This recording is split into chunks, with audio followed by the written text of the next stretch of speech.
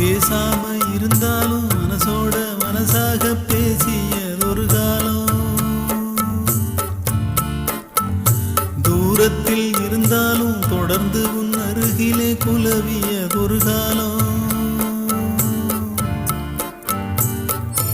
இன்று நானும் ஓரத்தில், இன்று நானும் ஓரத்தில், என் மனது தூரத்தில், வீதியில் இசைத்தாலும் வீணைக்கு இசையுண்டு, வீடாகி போகாது கேட்கின்ற நின்று வேங்குழல் பாடுது வீணையோடு. உன் குத்தம்மா என் குத்தம்மா, யார நானும் குத்தம் சொல்ல, இது உன் குத்தம்மா.